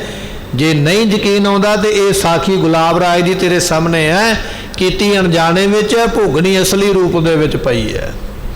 ਆਪਣੇ ਆਪ ਨੂੰ ਫਾਰਗ ਨਾ ਸਮਝਿਆ ਕਰ ਵੀ ਮੈਂ ਕਹਿ ਦਿੱਤਾ ਜੀ ਅਣਜਾਣੇ ਵਿੱਚ ਹੋ ਗਈ, ਮੈਂ ਵਿਹਲਾ ਹੋ ਗਿਆ। ਨਹੀਂ, ਉਸ ਕਰਮ ਦਾ ਵੀ ਤੈਨੂੰ ਫਲ ਮਿਲਣਾ, ਭਾਵੇਂ ਜਾਣ ਕੇ ਕੀਤੀ ਭਾਵੇਂ ਅਣਜਾਣ ਵਿੱਚ ਹੋ ਕੇ ਕੀਤੀ ਹੈ। ਇਸ ਕਰਕੇ ਭੈ ਰੱਖਿਆ ਕਰ। ਤੇ ਕਈ ਵਾਰੀ ਅਸੀਂ ਬੜੀ ਵੱਡੀ ਗਲਤੀ ਕਰ ਜਾਂਦੇ, ਬੱਜਰ ਕੁਰੈਤ ਕਰ ਜਾਂਦੇ, ਤੇ ਮੁੜ ਕੇ ਆਖੀਦਾ ਮੈਨੂੰ ਤੇ ਉਦੋਂ ਸਮਝ ਹੀ ਨਹੀਂ ਸੀ, ਮੈਨੂੰ ਤੇ ਉਦੋਂ ਗਿਆਨ ਹੀ ਨਹੀਂ ਸੀ। ਜੇ ਗਿਆਨ ਹੁੰਦਾ ਤੇ ਮੈਂ ਨਾ ਕਰਦਾ, ਮੈਨੂੰ ਨਹੀਂ ਸਮਝ ਮੈਂ ਤਾਂ ਕਰ ਬੈਠਾ। ਅਸੀਂ ਬੱਜਰ ਗਲਤੀ ਕਰਕੇ ਵੀ ਆਖਦੇ ਵੀ ਮੈਨੂੰ ਗਿਆਨ ਨਹੀਂ ਸੀ, ਜੇ ਹੁੰਦਾ ਤੇ ਮੈਂ ਨਾ ਕਰਦਾ। ਪਰ ਇਹ ਜਿਹੜੀ ਗਲਤੀ ਗੁਲਾਬ ਰਾਏ ਨੇ ਕੀਤੀ ਹੈ, ਬੱਜਰ ਗਲਤੀ ਨਹੀਂ। ਇੱਕ ਕੱਪੜਾ ਗੁਰੂ ਦੀ ਦਸਤਾਰ ਦਾ ਮਾਣ ਨਹੀਂ ਰੱਖਿਆ, ਸਤਿਕਾਰ ਨਹੀਂ ਰੱਖਿਆ, ਆਪਣੇ ਸਿਰ ਤੇ ਬੰਨ੍ਹਣ ਦਾ ਯਤਨ ਕੀਤਾ। ਇਸ ਗਲਤੀ ਦੀ ਸਜ਼ਾ ਉਹਨੂੰ ਇਹ ਮਿਲੀ ਹੈ। ਪਰ ਜਿਹੜਾ ਬੱਜਰ ਕੁਰੈਤ ਕਰਕੇ, ਬੱਜਰ ਪਾਪ ਕਰਕੇ, ਕੁਕਰਮ ਕਰਕੇ ਗੁਰੂ ਤੋਂ ਬੇਮੁਖ ਹੋ ਕੇ ਬਾਅਦ ਵਿੱਚ ਆਖੇ ਮੈਨੂੰ ਤੇ ਪਤਾ ਹੀ ਨਹੀਂ ਸੀ, ਇਸ ਤਰ੍ਹਾਂ ਕਹਿਣ ਦੇ ਨਾਲ ਤੂੰ ਪਾਪ ਤੋਂ ਮੁਕਤ ਨਹੀਂ ਹੋਵੇਂਗਾ, ਉਹਦਾ ਫਲ ਤੈਨੂੰ ਮਿਲੇਗਾ। ਇਹਦੇ ਵਿੱਚ ਇੱਕ ਸਾਖੀ ਹੋਰ ਆਉਂਦੀ ਹੈ। ਜਦੋਂ ਬਾਦਸ਼ਾਹ ਜਹਾਂਗੀਰ ਨੇ ਤਖਤ ਤੇ ਬੈਠਿਆਂ ਹੋਇਆਂ ਗੁਰੂ ਅਰਜਨ ਦੇਵ ਪਾਤਸ਼ਾਹ ਸ਼ਹੀਦ ਕਰਵਾਏ, ਦੁਨੀਆ ਵਿੱਚ ਸੱਚਾ ਹੋਣ ਵਾਸਤੇ ਫਿਰ ਜਹਾਂਗੀਰ ਬਾਦਸ਼ਾਹ ਮਾਤਾ ਗੰਗਾ ਜੀ ਦੇ ਕੋਲ ਗਿਆ। ਜਾ ਕੇ ਚਰਨਾਂ ਤੇ ਮੱਥਾ ਟੇਕਿਆ, ਹੱਥ ਜੋੜ ਕੇ ਆਖਿਆ ਜੀ ਮੈਨੂੰ ਤੇ ਪਤਾ ਹੀ ਨਹੀਂ। ਜਿਵੇਂ ਆਪਾਂ ਕਹਿ ਦਿੰਦੇ ਨਾ ਵੀ ਆਹ ਗੱਲ ਹੋਈ ਹੈ, ਮੈਨੂੰ ਤੇ ਪਤਾ ਨਹੀਂ ਸੀ। ਜਹਾਂਗੀਰ ਨੇ ਵੀ ਇਹੋ ਗੱਲ ਹੀ ਆਖੀ। ਕਹਿਣ ਲੱਗਾ ਮਾਤਾ ਜੀ ਮੈਨੂੰ ਨਹੀਂ ਪਤਾ ਵੀ ਗੁਰੂ ਅਰਜਨ ਸਾਹਿਬ ਨੂੰ ਮੇਰੇ ਵਜ਼ੀਰਾਂ ਨੇ ਸ਼ਹੀਦ ਕੀਤਾ। ਜੇ ਮੈਨੂੰ ਪਤਾ ਹੁੰਦਾ ਮੈਂ ਇਹ ਕਦੇ ਨਾ ਹੋਣ ਦਿੰਦਾ, ਪਰ ਫਿਰ ਵੀ ਰਾਜ ਮੇਰਾ ਹੈ, ਮੇਰੀ ਜਾਣਕਾਰੀ ਵਿੱਚ ਨਹੀਂ, ਫਿਰ ਵੀ ਇਹ ਪਾਪ ਹੋਇਆ। ਮੈਂ ਉਹਦੀ ਮਾਫੀ ਮੰਗਣ ਆਇਆ, ਮੈਨੂੰ ਮਾਫ ਕਰ ਦਿਓ। ਤੇ ਵਿਸ਼ਾਲ ਹਿਰਦੇ ਦੇ ਮਾਤਾ, ਨਿਰਭੈ ਮਾਤਾ, ਨਿਡਰ ਮਾਤਾ ਗੰਗਾ ਜੀ ਕਹਿਣ ਲੱਗੇ ਜਹਾਂਗੀਰ ਇਹਦਾ ਫੈਸਲਾ ਤੇ ਹੁਣ ਰੱਬ ਦੀ ਦਰਗਾਹ ਵਿੱਚ ਕਰਾਂਗੇ, ਕਿਹਦਾ ਕੀ ਕਸੂਰ ਹੈ ਤੇ ਕਿਹਨੂੰ ਕੀ ਸਜ਼ਾ ਦੇਣੀ ਹੈ। ਮਾਫੀ ਦਾ ਬਚਨ ਹੁਣ ਨਹੀਂ ਹੋਵੇਗਾ। ਕਿੰਨੀ ਨਿਰਭੈਤਾ ਹੈ, ਕਿੰਨੀ ਨਿਡਰਤਾ ਹੈ ਮਾਤਾ ਜੀਆਂ ਦੇ ਮਨ ਵਿੱਚ।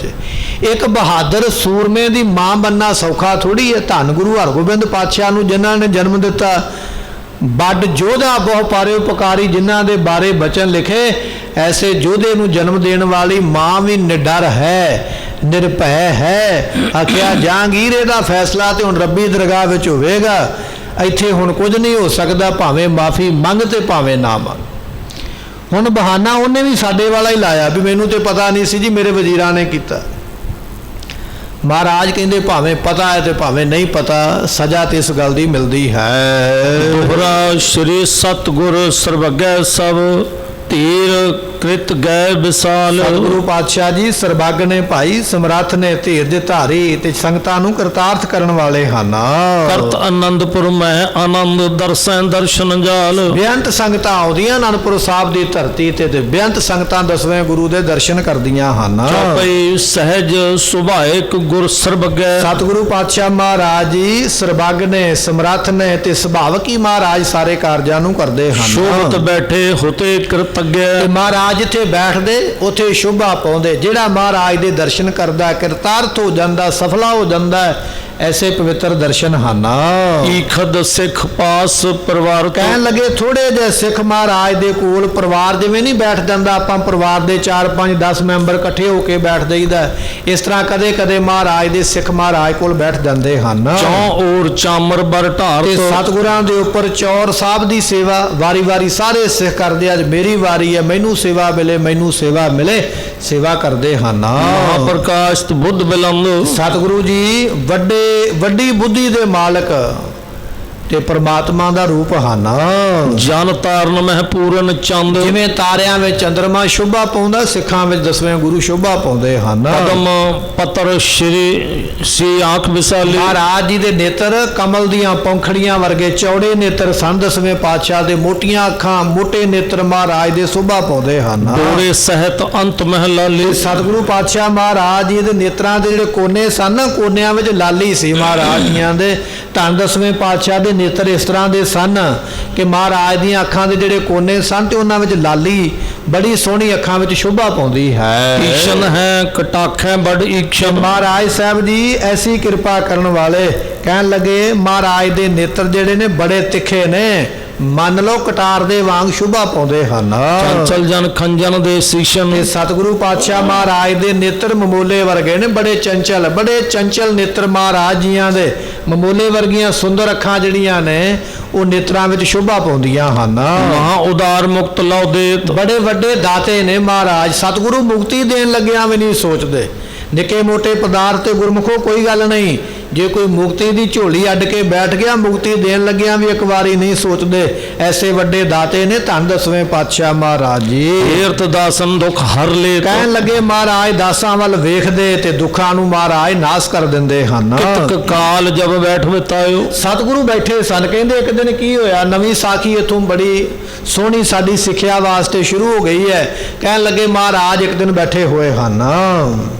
ਲੈ ਕਰੀਸ਼ ਕਲੰਦਰ ਆਇਓ। ਇੰਨੇ ਚਿਰ ਨੂੰ ਕਲੰਦਰ ਮਦਾਰੀ ਨਾ ਇੱਕ ਰਿਛ ਲੈ ਕੇ ਆ ਗਿਆ। ਦਸਵੇਂ ਪਾਤਸ਼ਾਹ ਬੈਠੇ, ਦੀਵਾਨ ਵਿੱਚ ਸੰਗਤਾਂ ਤੇ ਸਿੱਖ ਵੀ ਬੈਠੇ ਹੋਏ। ਇੰਨੇ ਚਿਰ ਨੂੰ ਇੱਕ ਮਦਾਰੀ ਆ ਗਿਆ। ਉਹਨੂੰ ਪਤਾ ਲੱਗਾ ਵੀ ਮਹਾਰਾਜ ਬੈਠੇ ਨੇ, ਚਲੋ ਮੇਰਾ ਰਿਛ ਇਹਨਾਂ ਨੂੰ ਵਿਖਾਵੇਗਾ, ਕੋਈ ਖੇਡ ਕੌਤਕ ਕਰਕੇ ਮਹਾਰਾਜ ਖੁਸ਼ ਹੋਣਗੇ ਤੇ ਮੈਨੂੰ ਇਨਾਮ ਦੇਣਗੇ। ਕਹਿਣ ਲੱਗੇ ਮਦਾਰੀ ਜਿਹੜਾ ਰਿਛ ਲੈ ਕੇ ਆਇਆ ਹੈ ਮਹਾਬਲੀ ਵੱਡ ਦੇਹ ਆਕਾਰਾ। ਕਹਿਣ ਲੱਗੇ ਵੀ ਰਿਛ ਬੜਾ ਵੱਡੇ ਸਰੀਰ ਦਾ, ਬੜਾ ਤਕੜਾ ਰਿਛ ਤੇ ਬੜੀ ਜਾਨ ਵਾਲਾ। ਮਹਾਬਲੀ ਵੱਡ ਦੇ, ਵੱਡੀ ਇਹਦੀ ਦੇਹ ਹੈ ਰਿਛ ਦੀ ਤੇ ਬਹੁਤ ਜ਼ਿਆਦਾ ਬਲ ਵਾਲਾ, ਵੱਡਾ ਆਕਾਰ।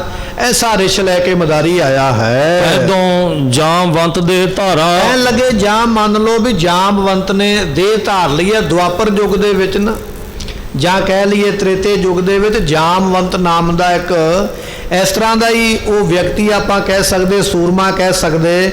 ਉਹਨੇ ਭਗਵਾਨ ਰਾਮਚੰਦਰ ਜੀਆਂ ਦੇ ਨਾਲ ਮਿਲ ਕੇ ਤੇ ਰਾਵਣ ਦੇ ਨਾਲ ਜੰਗ ਲੜਿਆ ਸੀ। ਉਸ ਨੂੰ ਜਾਮਵੰਤ ਆਖਿਆ ਜਾਂਦਾ। ਦੁਆਪਰ ਯੁੱਗ ਦੇ ਵਿੱਚ ਇਸੇ ਜਾਮਵੰਤ ਨੇ ਭਗਵਾਨ ਕ੍ਰਿਸ਼ਨ ਨਾਲ ਜੰਗ ਲੜਿਆ ਤੇ ਫਿਰ ਭਗਵਾਨ ਕ੍ਰਿਸ਼ਨ ਜੀ ਜਦੋਂ ਜੰਗ ਕਰਦਿਆਂ ਥੱਕ ਗਏ ਨਾ ਤੇ ਫਿਰ ਰਾਮਚੰਦਰ ਦੇ ਰੂਪ ਦੇ ਵਿੱਚ ਦਰਸ਼ਨ ਦੇਣੇ ਪਏ ਜਾਮਵੰਤ ਨੂੰ। ਤੇ ਫਿਰ ਰਾਮ ਜੀ ਦਾ ਰੂਪ ਜਾਣ ਕੇ ਭਗਵਾਨ ਜੀਆਂ ਦੇ ਚਰਨਾਂ ਤੇ ਪੈ ਗਿਆ ਸੀ। ਇਹ ਸਨਾਤਨ ਮਤ ਦੀ, ਹਿੰਦੂ ਮਤ ਦੇ ਗ੍ਰੰਥਾਂ ਦੀ ਇਹ ਇੱਕ ਸਾਖੀ ਹੈ, ਬੜੇ ਲੰਮੇ ਵਿਸਥਾਰ ਵਾਲੀ ਹੈ, ਪਰ ਇੱਥੇ ਕੇਵਲ ਇਹ ਨਾਮ ਵਰਤਿਆ ਜਾਮਵੰਤ। ਕਹਿਣ ਲੱਗੇ ਵੀ ਉਹ ਜਾਮਵੰਤ ਦਾ ਸਰੀਰ ਬੜਾ ਵੱਡਾ ਸੀ ਅਤੇ ਉਹ ਬੜੇ ਬਲ ਵਾਲਾ ਸੀ, ਕਿਸੇ ਕੋਲੋਂ ਹਾਰਦਾ ਨਹੀਂ ਸੀ। ਭਗਵਾਨ ਕ੍ਰਿਸ਼ਨ ਵੀ ਥੱਕ ਗਏ ਸਨ ਉਹਦੇ ਨਾਲ ਲੜਦਿਆਂ ਤੇ ਫਿਰ ਬਾਅਦ ਵਿੱਚ ਰਾਮ ਰੂਪ ਵਿੱਚ ਹੋ ਕੇ ਦਰਸ਼ਨ ਦੇ ਕੇ ਉਸ ਨੂੰ ਸ਼ਾਂਤ ਕੀਤਾ। ਕਹਿਣ ਲੱਗੇ ਇਹ ਜਿਹੜਾ ਮਦਾਰੀ ਰਿਛ ਲੈ ਕੇ ਆਇਆ ਨਾ ਗੁਰਮੁਖੋ, ਇਹਦਾ ਰਿਛ ਵੀ ਉਹ ਜਾਮਵੰਤ ਵਾਂਗ ਬੜੇ ਵੱਡੇ ਸਰੀਰ ਵਾਲਾ, ਬਹੁਤੇ ਬਲ ਵਾਲਾ ਹੈ। ਸਭ ਅੰਗਨ ਪਰ ਬਾਲ ਵਿਸਾਲਾ। ਪਰ ਇਸ ਰਿਛ ਦੇ ਨਾ ਸਾਰੇ ਅੰਗਾਂ ਦੇ ਉੱਪਰ ਬੜੇ ਵਾਲ। ਵੈਸੇ ਹੀ ਰਿਛ ਦੇ ਸਰੀਰ ਤੇ ਹੁੰਦੇ ਹੀ ਵਾਲ ਨੇ, ਜਿਹਦੇ ਬਹੁਤੇ ਵਾਲ ਹੋਣਾ ਆਪਾਂ ਆਮ ਹੀ ਕਹਿੰਦੇ ਰਿਛ ਵਰਗਾ ਲੱਗਦਾ। ਕਹਿਣ ਲੱਗੇ ਵੀ ਵੱਡਾ ਰਿਛ ਹੈ, ਇਹਦੇ ਸਰੀਰ ਤੇ ਬਹੁਤੇ ਵਾਲ ਹਨ। ਭੂਰ ਵਰਨ ਨਖ ਭੂਰ ਕਰਾਲਾ। ਕਹਿਣ ਲੱਗੇ ਵੀ ਭੂਰ ਵਰਨ, ਇਹਦਾ ਜਿਹੜਾ ਰੰਗ ਸੀ ਨਾ ਭੂਰੇ ਰੰਗ ਦਾ ਇਹ ਰਿਛ ਹੈ, ਰਿਛ ਦਾ ਰੰਗ ਹੈ ਭੂਰਾ।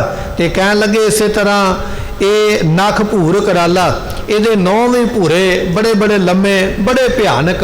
ਐਸਾ ਰਿਛ ਲੈ ਕੇ ਮਦਾਰੀ ਆਇਆ ਹੈ। ਹੋਰ ਨਾਸਕਾਰ ਰਜੂ ਪਾਈ। ਹੁਣ ਮਦਾਰੀ ਨੇ ਕੰਮ ਲੈਣਾ ਤੇ ਕੰਮ ਤੇ ਤਾਂ ਹੀ ਆਵੇਗਾ ਨਾ, ਪਹਿਲਾਂ ਵਸ ਕਰਨਾ ਪੈਂਦਾ ਨਾ ਏਡੇ ਵੱਡੇ ਜਾਨਵਰ ਨੂੰ। ਮਦਾਰੀ ਨੇ ਨਾਸਾਂ ਪਾੜ ਕੇ ਤੇ ਵਿੱਚੋਂ ਦੀ ਰੱਸੀ ਪਾ ਕੇ ਤੇ ਨੱਥ ਪਾਈ ਹੋਈ ਸੀ ਤੇ ਨੱਥ ਨੂੰ ਮਦਾਰੀ ਨੇ ਫੜਿਆ ਹੋਇਆ। ਜਿਵੇਂ ਖਿੱਚਦਾ, ਜਿਵੇਂ ਕਰਦਾ, ਉਵੇਂ ਰਿਛ ਨੂੰ ਨੱਚਣਾ ਪੈਂਦਾ। ਕਹਿੰਦੇ ਇਸ ਤਰ੍ਹਾਂ ਨੱਥ ਪਾਈ ਹੋਈ ਹੈ। ਸ਼ਰਮ ਕਲੰਦਰ ਤਨ ਲਪਟਾਏ। ਤੇ ਕਹਿਣ ਲੱਗੇ ਉਹ ਜਿਹੜਾ ਕਲੰਦਰ ਹੈ ਨਾ, ਜਿਹੜਾ ਇਸ ਨੂੰ ਨਚਾਉਣ ਵਾਲਾ, ਉਹਨੇ ਆਪਣੇ ਸਰੀਰ ਦੇ ਉੱਪਰ ਚਮੜਾ ਲਪੇਟਿਆ ਹੋਇਆ ਵੀ ਜੇ ਕਿਤੇ ਰਿਛ ਮੈਨੂੰ ਨਿਉਂਦਰ ਮਾਰੇ, ਪੰਜਾ ਮਾਰੇ ਤੇ ਮੇਰਾ ਸਰੀਰ ਛਿੱਲਿਆ ਨਾ ਜਾਵੇ, ਮੇਰਾ ਮਾਸ ਜਾਂ ਮੈਨੂੰ ਇਹ ਦੁੱਖ ਨਾ ਦੇਵੇ। ਕਹਿਣ ਲੱਗੇ ਉਹ ਕਲੰਦਰ ਨੇ, ਮਦਾਰੀ ਨੇ ਆਪਣੇ ਸਰੀਰ ਦੇ ਉੱਪਰ ਚਮੜੇ ਦਾ ਇੱਕ ਵਸਤਰ ਪਹਿਨਿਆ ਹੋਇਆ ਹੈ। ਲਪਟੇ ਹੱਥ ਡਰਾਵਨ ਕਾਰਨ। ਇਹਦੇ ਹੱਥ ਵਿੱਚ ਸੋਟਾ ਫੜਿਆ ਹੋਇਆ ਤੇ ਸੋਟੀ ਫੜੀ ਹੈ ਰਿਛ ਨੂੰ ਡਰਾਉਣ ਵਾਸਤੇ ਵੀ ਜਿਵੇਂ ਜਿਵੇਂ ਡਰਾਉਂਦਾ ਉਵੇਂ ਉਵੇਂ ਇਹ ਨੱਚਦਾ ਹੈ। ਜਵੈ ਦਿਖਾਏ ਕਰੇ ਭਵ ਕਾਰਨ। ਜਦੋਂ ਇਹ ਸੋਟੀ ਵਿਖਾਉਂਦਾ ਨਾ ਕਲੰਦਰ ਤੇ ਉਹ ਫਿਰ ਅੱਗੋਂ ਭਬਕਾਰ ਕੇ ਪੈਂਦਾ, ਆਪਣੀ ਗਰਜਵੀਂ ਆਵਾਜ਼ ਲੈ ਕੇ ਰਿਛ ਫਿਰ ਕਲੰਦਰ ਦੇ ਵੱਲ, ਮਦਾਰੀ ਦੇ ਵੱਲ ਹੁੰਦਾ ਹੈ। ਸ੍ਰੀ ਸਤਿਗੁਰ ਕੀ ਦ੍ਰਿਸ਼ਟ ਅਗਾਰੀ। ਕਹਿਣ ਲੱਗੇ ਵੀ ਇਸ ਤਰ੍ਹਾਂ ਖੇਡ ਕਰਦਿਆਂ ਮਦਾਰੀ ਜਿਹੜਾ ਨਾ ਰਿਛ ਨੂੰ ਲੈ ਕੇ ਮਹਾਰਾਜ ਦੇ ਸਾਹਮਣੇ ਹੀ ਹੋ ਗਿਆ। ਜਿੱਥੇ ਮਹਾਰਾਜ ਬੈਠੇ ਪਾਤਸ਼ਾਹ ਕੌਤਕ ਤੇ ਪਹਿਲਾਂ ਵੀ ਦੇਖਦੇ ਪਏ, ਪਰ ਜਦੋਂ ਬਿਲਕੁਲ ਦ੍ਰਿਸ਼ਟੀ ਦੇ ਸਾਹਮਣੇ ਆਇਆ ਨਾ ਤੇ ਧੰਨ ਦਸਵੇਂ ਪਾਤਸ਼ਾਹ ਮਹਾਰਾਜ ਨੇ ਇਸ ਰਿਛ ਦੀਆਂ ਅੱਖਾਂ ਵਿੱਚ ਅੱਖਾਂ ਪਾਈਆਂ। ਮਹਾਰਾਜ ਨੇ ਜਦੋਂ ਤੱਕਿਆ ਇਸ ਰਿਛ ਦੇ ਵੱਲ ਤੇ ਕਹਿਣ ਲੱਗੇ ਫਿਰ ਲੱਗੇ ਦਿਖਾਵਨ ਤੈ ਬਲ ਭਾਰੀ। ਤੇ ਕਹਿਣ ਲੱਗੇ ਵੀ ਇਹ ਰਿਛ ਮਹਾਰਾਜ ਵੱਲ ਵੇਖਿਆ ਤੇ ਬੜੇ ਗੁੱਸੇ ਵਿੱਚ ਆਇਆ। ਮਹਾਰਾਜ ਵੱਲ ਵੇਖ ਕੇ ਆਪਣੇ ਸਰੀਰ ਨੂੰ ਇਸ ਤਰ੍ਹਾਂ ਹਿਲਾ ਕੇ ਵਿਖਾਉਂਦਾ ਹੈ ਕਿ ਜਿਵੇਂ ਮੇਰੇ ਵਿੱਚ ਬੜਾ ਜ਼ਿਆਦਾ ਜ਼ੋਰ ਹੈ, ਮੇਰੇ ਵਿੱਚ ਬੜਾ ਜ਼ਿਆਦਾ ਬਲ ਹੈ ਅਤੇ ਮੈਂ ਕੁਝ ਵੀ ਕਰ ਸਕਦਾ। ਮਹਾਰਾਜ ਇਹਦੇ ਵੱਲ ਵੇਂਦੇ ਪਏ। ਹੁਣ ਮਹਾਰਾਜ ਤੇ ਜਾਣਦੇ ਨੇ ਵੀ ਕੌਤਕ ਕੀ ਹੈ, ਪਰ ਰਿਛ ਵੀ ਆਪਣੇ ਪੂਰੀ ਸਰੀਰ ਦੀ ਤਾਕਤ ਮਹਾਰਾਜ ਵੱਲ ਵੇਖ ਕੇ ਦਿਖਾਉਂਦਾ ਪਿਆ। ਸੋ ਇਹ ਰਿਛ ਕੀ ਕੌਤਕ ਕਰਦਾ ਹੈ, ਮਹਾਰਾਜ ਅੱਗੋਂ ਕਿਹੜੇ ਕਿਹੜੇ ਬਚਨ ਕਰਨਗੇ ਅਤੇ ਕੀ ਮਹਾਰਾਜ ਇਸ ਰਿਛ ਦਾ ਇਤਿਹਾਸ ਕੀ ਸੁਣਾਉਣਗੇ, ਇਹ ਆਪਾਂ ਕੱਲ ਦੇ ਦੀਵਾਨ ਵਿੱਚ ਸਰਵਣ ਕਰਾਂਗੇ। ਸਮੇਂ ਦੀ ਸਮਾਪਤੀ, ਭੁੱਲਾਂ ਦੀ ਮੁਆਫੀ, ਲੇਖਾ ਕਤਹਿ ਨ ਛੂਟੀ ਹੈ, ਬਖਸ਼ਨਹਾਰ ਬਖਸ਼ ਲੈ। ਵਾਹਿਗੁਰੂ ਜੀ ਕਾ ਖਾਲਸਾ, ਵਾਹਿਗੁਰੂ ਜੀ ਕੀ ਫਤਿਹ। ਆਪ ਸੰਗਤਾਂ ਦੇ ਚਰਨਾਂ ਵਿੱਚ ਬੇਨਤੀ ਹੈ ਕਿ ਸਾਹਿਬ ਗੁਰੂ ਗ੍ਰੰਥ ਸਾਹਿਬ ਜੀਆਂ ਦੇ ਪ੍ਰਕਾਸ਼ ਦਿਹਾੜੇ ਜੋ ਨੇ 7 ਤਰੀਕ ਨੂੰ